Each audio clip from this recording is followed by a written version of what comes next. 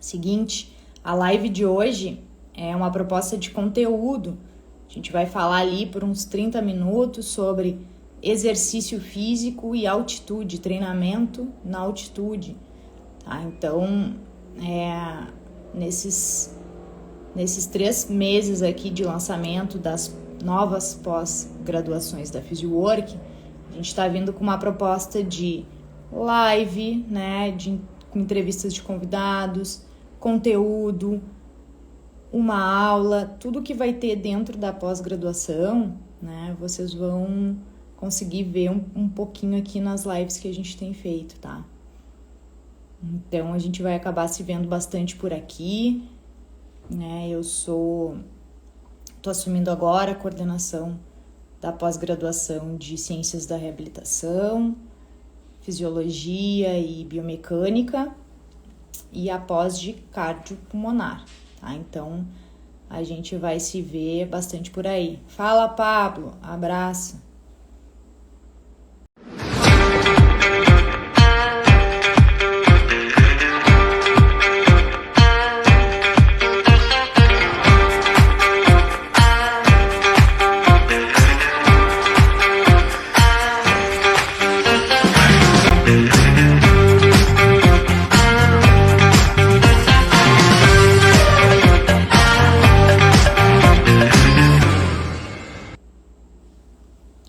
E aí, o que vocês tiverem de dúvida, vocês vão mandando aí de mensagem, tá, pessoal? Seguinte, vamos ver se vai dar certo aqui a minha ideia. Estão enxergando aí a minha tela? Alguém manda um joinha aí se estiver enxergando. Fala, Fran!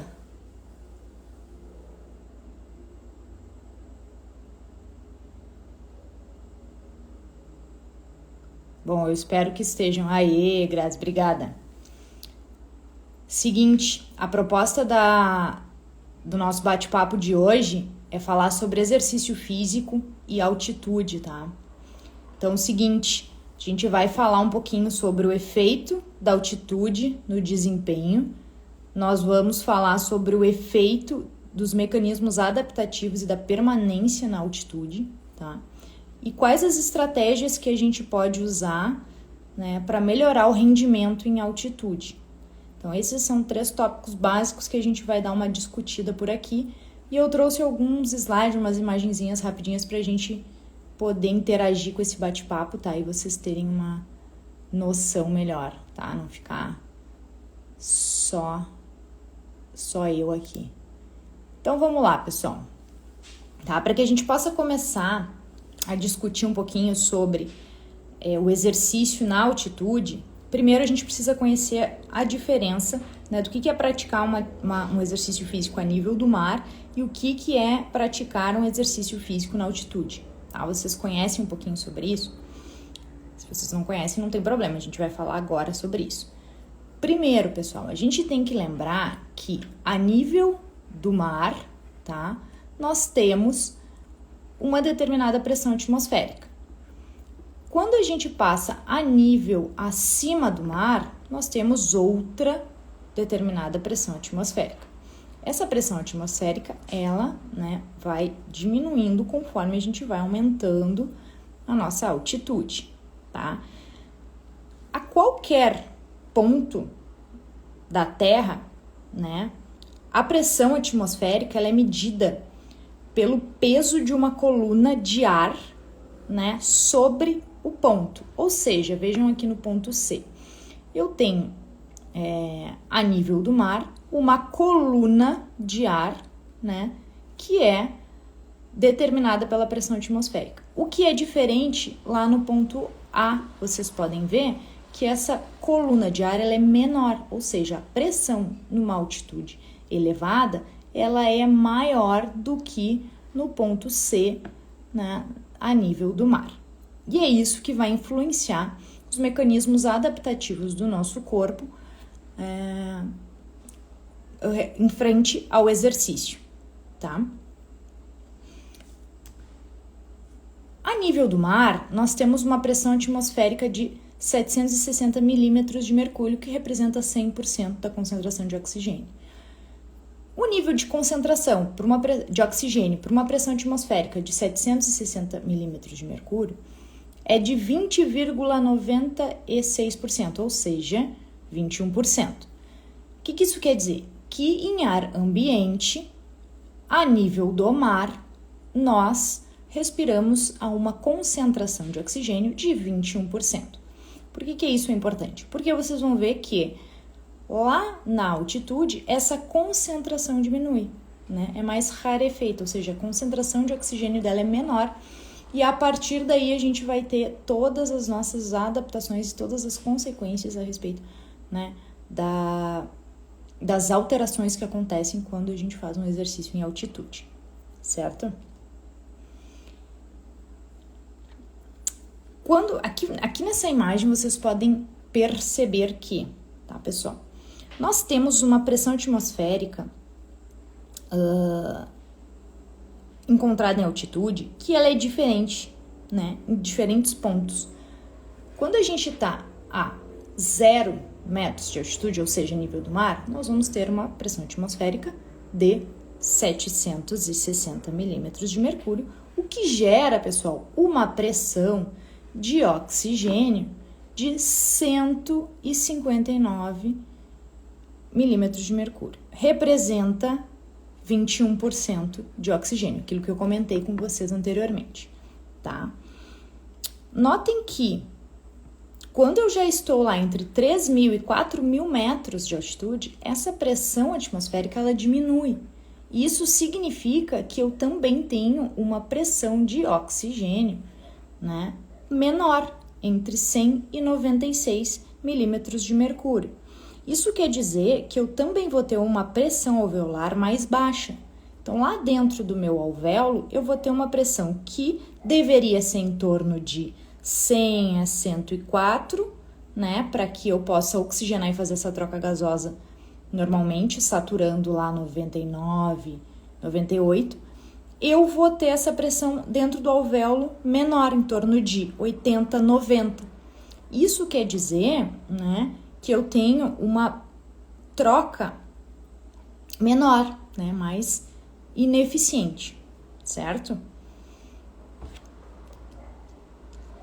Ou seja, a nível do mar e até 1.000 metros, eu tenho uma pressão alveolar de 100 milímetros de mercúrio.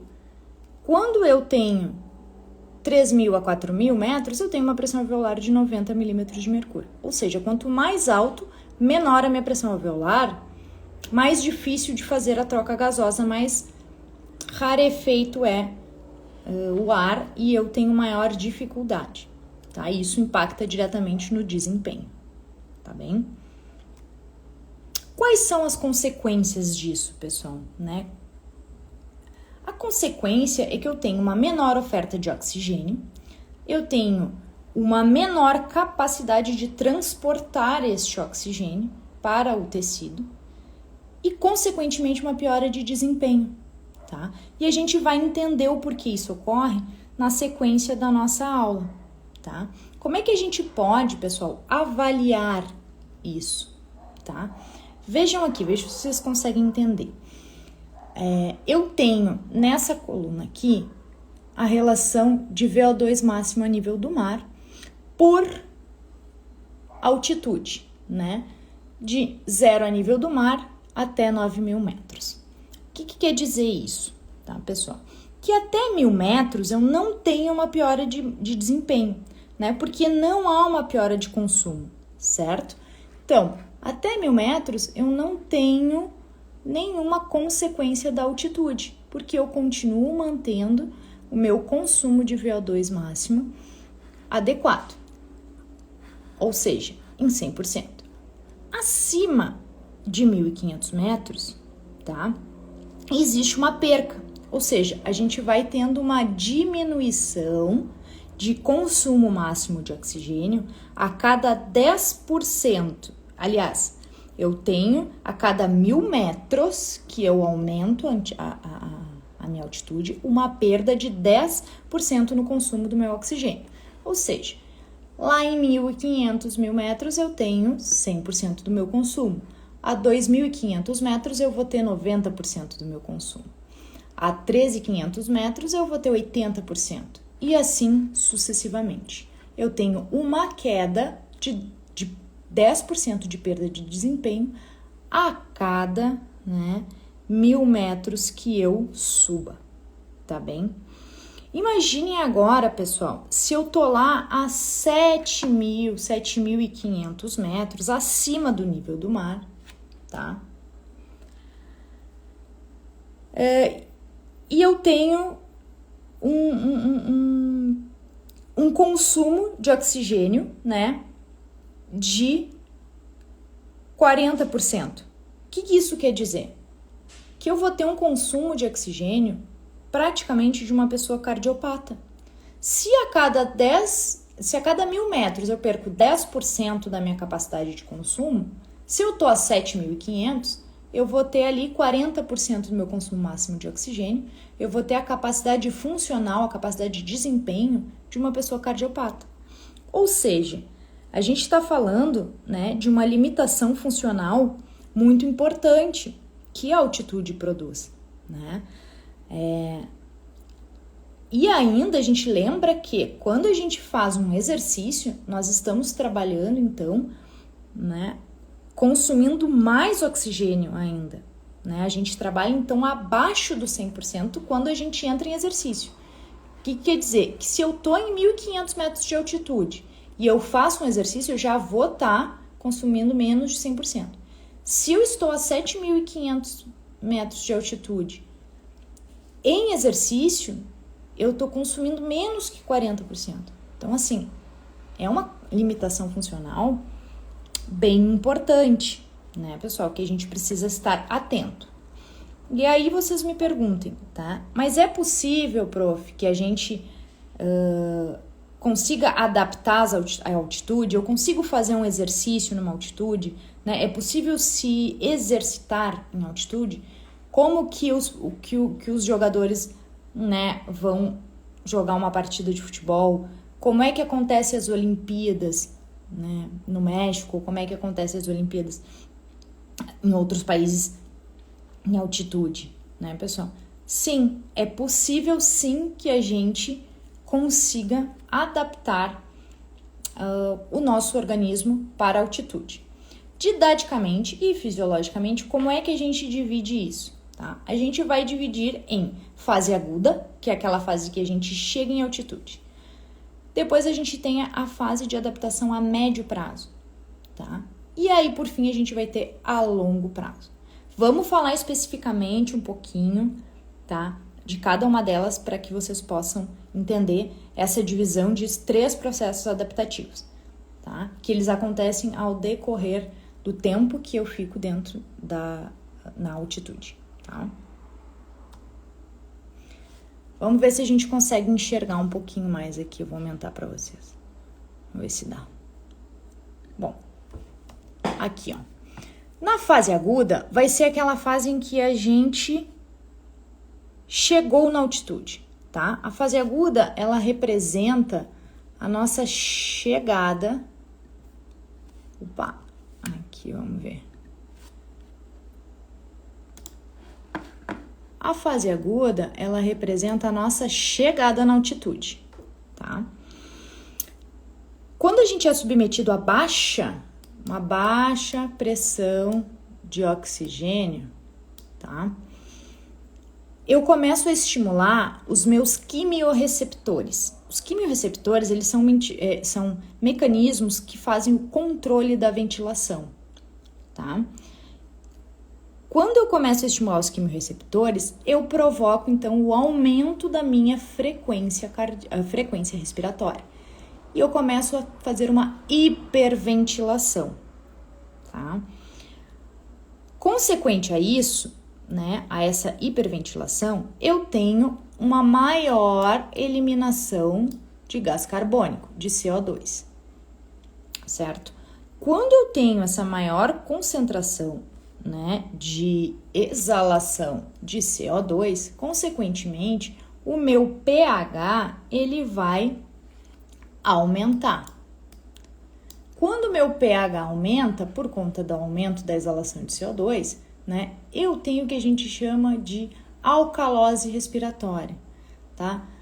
Quem é fisioterapeuta, quem é médico, né, quem trabalha nessa área mais bioquímica aí, já ouviu falar de gasometria, tá? E aí é disso que a gente está falando.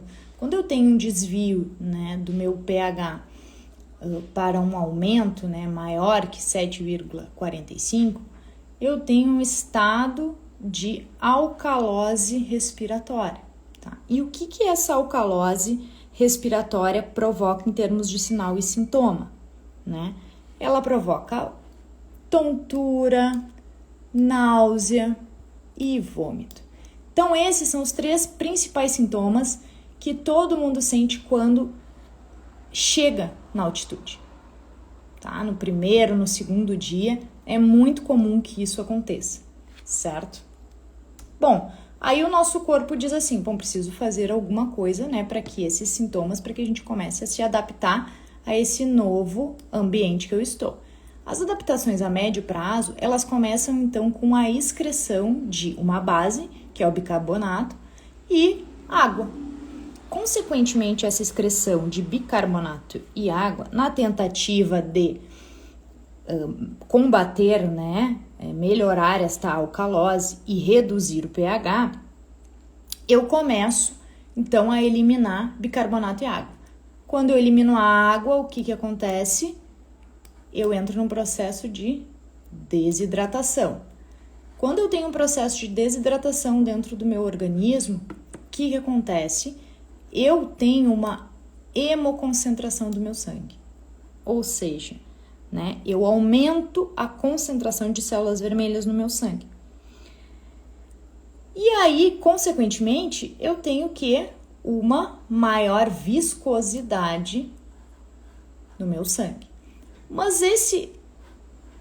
Mas a hemoconcentração, ela não é só maléfica, ela não só aumenta a viscosidade, mas ela também proporciona uma menor distância entre as hemácias. Quando eu tenho uma menor distância entre as hemácias, a gente vai lembrar lá de fisiologia pulmonar, eu tenho uma facilidade no meu transporte de gases. Por quê? Porque eu diminuo a minha distância e melhoro, né, a minha difusão, a minha concentração, né? Porque a gente sabe que a troca gasosa ela acontece por difusão de gases, né?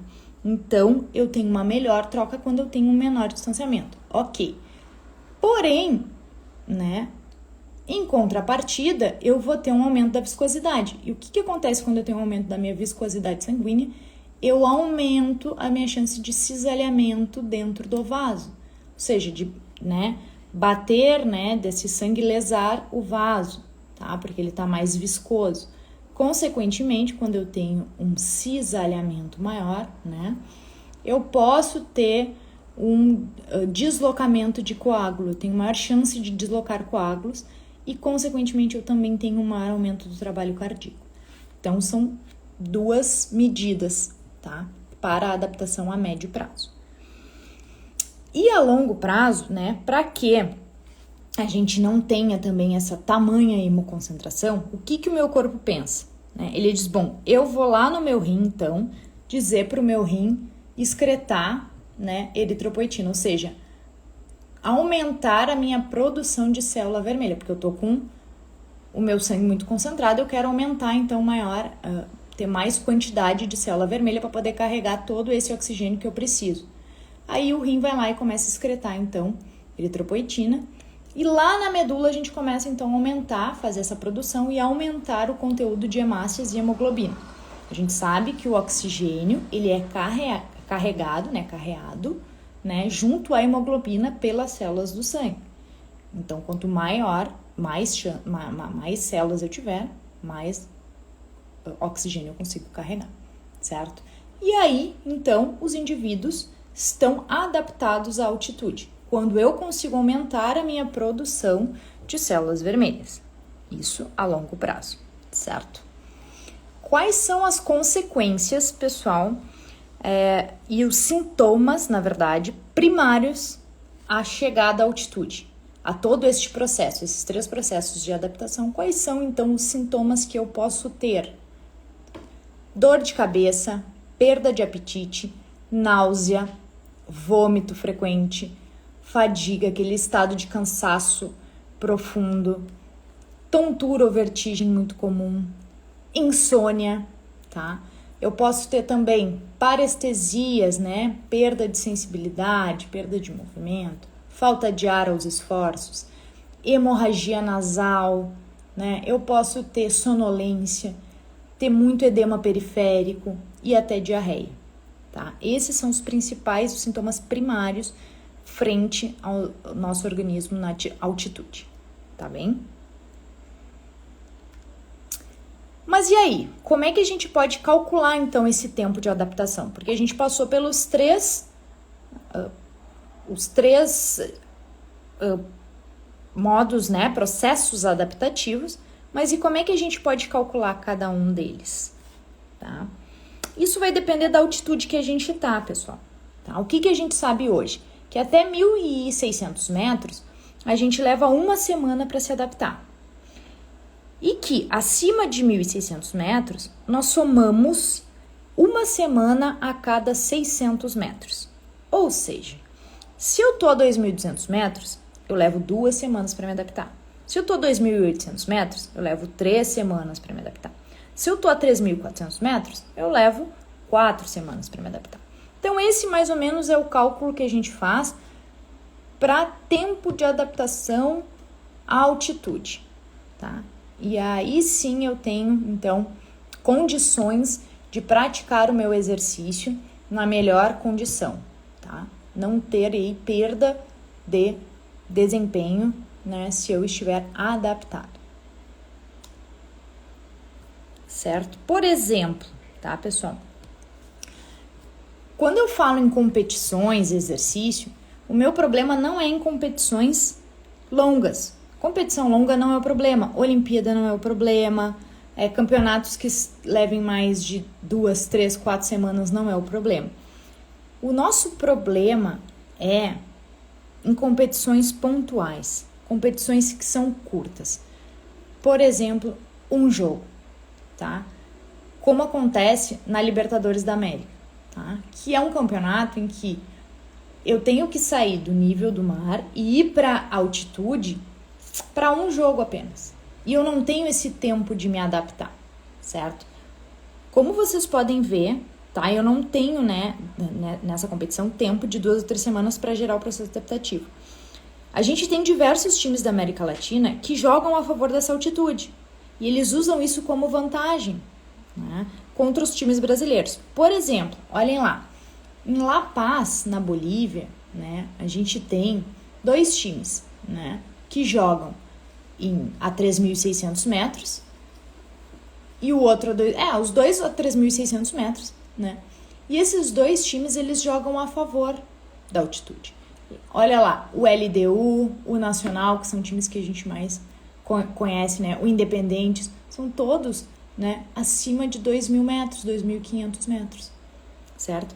Então, como é que a gente pode, né, fazer isso que a gente vai falar mais pra frente, para que não sofra tanto com a altitude, para que esses jogadores, para que esses competidores não sofram perda, né, ou piora funcional, piora de desempenho dentro dessas competições.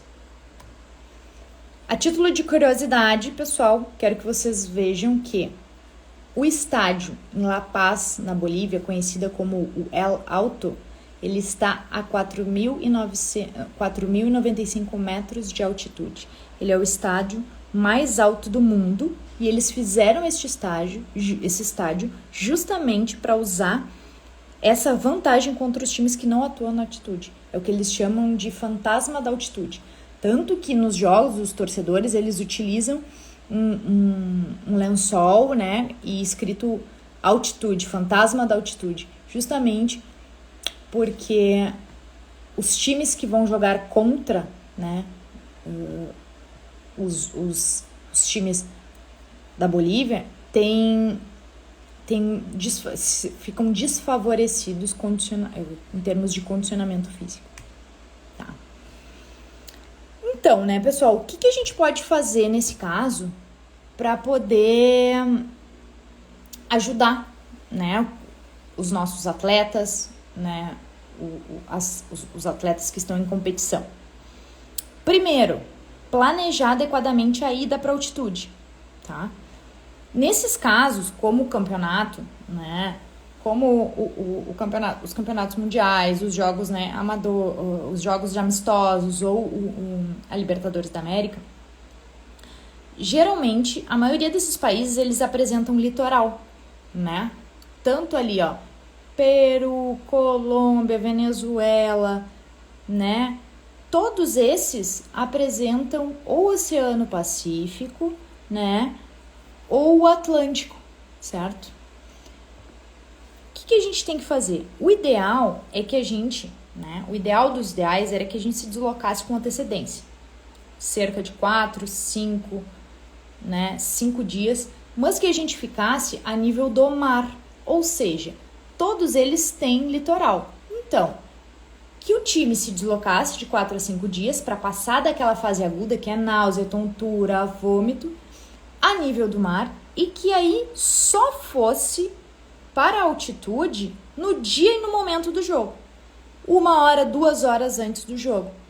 Para que a gente submetesse essa equipe, esses jogadores, os competidores, ao mínimo possível de estresse da altitude, tá? Por quê? Porque como a gente discutiu anteriormente, não se tem tempo, né, para a gente se adaptar. Então, quanto menos eu tiver em altitude, menos efeito colateral eu vou ter. Então, o ideal seria, leva esses competidores, os jogadores, 3 a 4 dias antes para o litoral desse país e apenas no dia da competição a gente leva eles para o estádio.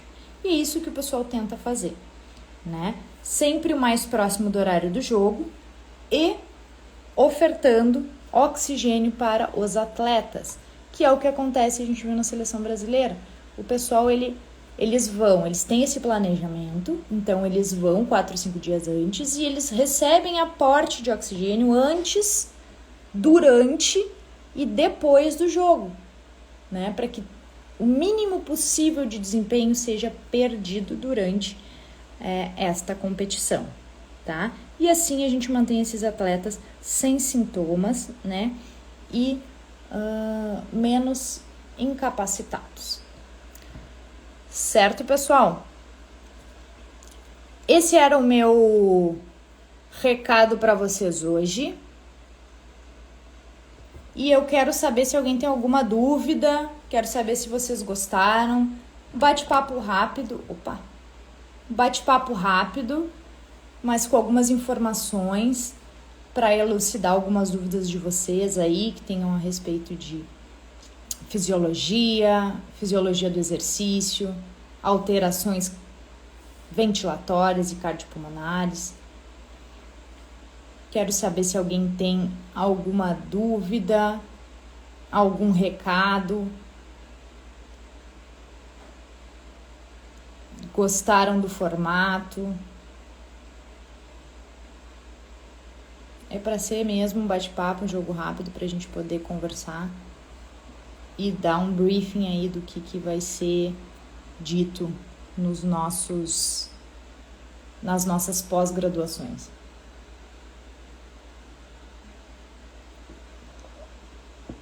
Boa, Franzinha, que bom que tu acompanhou, gostei de te ver.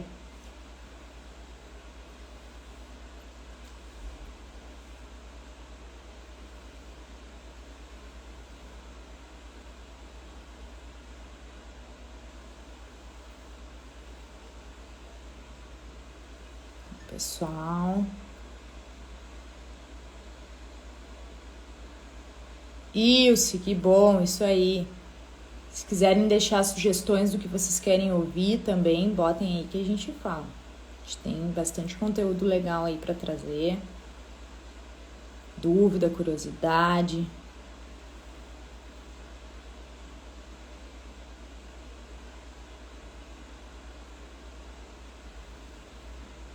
Ó, o Beto curtiu, achou bem explicativo, isso aí. Que bom, Beto, fico feliz. Obrigada, Jorge.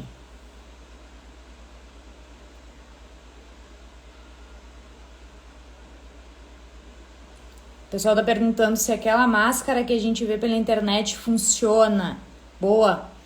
Essa máscara, ela justamente diminui, né? Ela é para que a gente possa ter uma resistência maior ao oxigênio, tá? Só que o que acontece? Ela não diminui a fração inspirada de oxigênio. Ela diminui a quantidade de ar que eu vou puxar, tá? O ideal para que a gente treine para ter maior condição cardiorrespiratória é fazer o treinamento muscular inspiratório, tá, pessoal? Que a gente chama de TMI. Depois dê um Google lá, a gente vai falar um pouquinho deles, mas existem treinamento muscular inspiratório para atletas em que a gente usa um aparelhinho com carga, né, a níveis de pressão, né, 20 centímetros de água, 30 centímetros, 40 centímetros de água, que a gente vai setar de acordo com a minha pressão inspiratória máxima, tá? Então, assim, se eu tenho uma capacidade de puxar o ar de tantos por cento, tá? De, sei lá, 90%, eu vou treinar a 70% da minha capacidade. E aí sim eu vou conseguir ter uma maior condição, né? Uma maior oferta, né? Vou conseguir ter uma resistência maior. Essas máscaras da internet, elas diminuem só a quantidade, o fluxo de ar que eu tô puxando, tá? Para gerar uma resistência, mas eu não sei quantificar quanto dessa resistência, tá? Mas ela não diminui a fração de oxigênio, né? Eu vou continuar respirando a 21%, certo? Ele não vai me gerar aquelas adaptações que eu falei ao longo do processo. Isso só se a gente estivesse dentro de uma câmara que diminuísse a concentração de oxigênio do ar. Deixa eu ver se eu consigo ver a pergunta que passou ali. Ó. Tenho uma dúvida. Fisiologia do exercício para fisioterapeuta dá direito a trabalhar em quê? Fisiologia do exercício dá direito a gente a trabalhar em um monte de coisa. É a base para todo fisioterapeuta, base de prescrição de exercício, base para a gente trabalhar num hospital, base para a gente trabalhar com movimento, base para a gente trabalhar em uma academia, base para a gente trabalhar com paciente clínico, né? Paciente crônico ou pacientes saudáveis, tá? Eu posso fazer uma especialização em fisiologia e eu posso trabalhar em diversas áreas, tá, pessoal? Não tem Eu não sei se eu entendi bem a tua pergunta, né? Se tem, por exemplo, alguma área específica que utilize a fisiologia.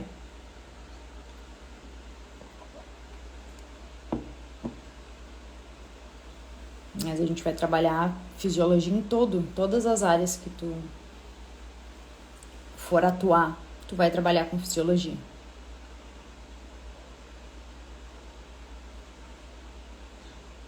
Dentro de uma reabilitação pulmonar, dentro de uma reabilitação cardíaca.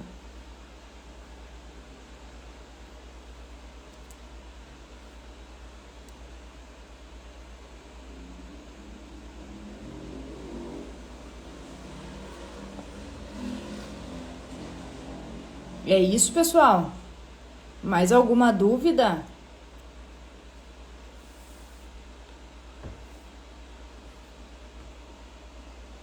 Deixem aí o que vocês querem ouvir pra gente conversar mais um pouquinho.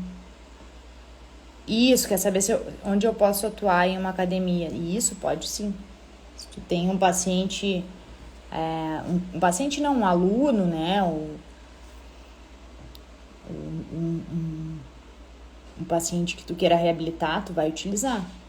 Os educadores físicos têm muito mais base, né, do que o físio, em termos de prescrição de treinamento. E a fisiologia do exercício te dá isso, né, te dá modos de prescrever, maneiras, como prescrever um exercício, Seja um exercício para reabilitação, seja um exercício para força, seja um exercício aeróbico, para resistência.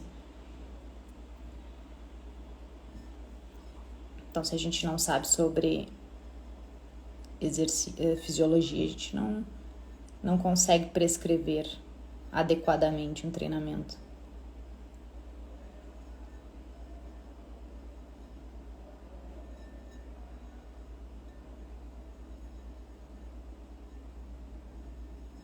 Muito bem. Então, acho que era isso, né, povo? Nos vemos, se eu não me engano, na outra semana. E aí a gente vai falar mais um pouquinho. Certo? Deixem as dúvidas e o que vocês querem ouvir falar nas lives aí, que a gente vai fazendo essa troca. Feito, time? Então tá bom. Um abraço, uma boa noite para todos vocês. Encerramos por hoje a nossa live de conteúdo.